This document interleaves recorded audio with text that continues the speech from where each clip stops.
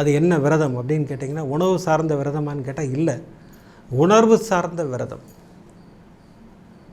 ஒரு நாள், வாரத்தில் ஒரு நாள். நிறைய பேர் சொல்கிறீங்க, அண்ணா வியாழக்கிழமை நாங்கள் விரதம் இருக்கோம், பாபாவுக்கு தான் விரதம் இருக்கோம். அண்ணா பாபாவுக்கெலாம் நம்ம விரதம் இருக்கக்கூடாது. அவர் தெளிவாக சொல்கிறார், விரதங்களே கிடையாதுன்ட்டார். ஆனால் பாபாவுக்கு பிடிச்ச விரதம் நான் இப்போ சொல்ல போகிறது. ஒழுக்கமாக இருந்தால் பாபாவுக்கு பிடிக்கும்.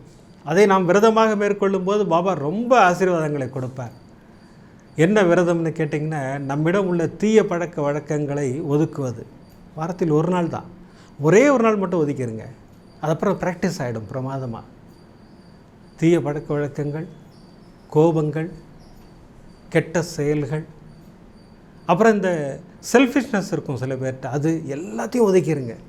ஒரு சத்திய வாக்கு கொடுங்க, பாபா இந்த விஷயங்களை வாரத்தில் ஒரு நாள் நான் ஒதுக்குவேன், அதை நான் விரதமாக மேற்கொள்வேன், உங்கள் ஆசீர்வாதம் எனக்கு வேண்டும். அதற்கும் அவரோட ஆசீர்வாதம் தான் வேணும். ஒரு நல்ல செயல் செய்யும்போது பாபாவின் ஆசீர்வாதங்கள் நம்மை தேடி வரும்னு சொல்லியிருக்கார் இல்லையா, அமர்க்களமாக தேடி வரும். இன்னிலிருந்து இந்த விரதத்தை மேற்கொள்வோம். நம்மிடம் உள்ள தீய பழக்க வழக்கங்கள், கெட்ட செயல்பாடுகள், தீய எண்ணங்கள் எல்லாவற்றுக்கும் ஒரு நாள் விரதம். அப்போ நாள்லேருந்து இருக்கலாமான்னு கேட்டால் அதுவும் வேண்டாம். அப்படி ஒரு நாள் இருக்கும்போது அது ப்ராக்டிஸ் ஆகி அதை பழக்க வழக்கமாகிடும் நமக்கு பிரமாதமாக, இல்லைங்களா? அற்புதமாக நாம் எல்லோரும் இன்றிலிருந்து அந்த விரதத்தை மேற்கொள்ள இருக்கிறோம். இது உணர்வு சார்ந்த விரதம்.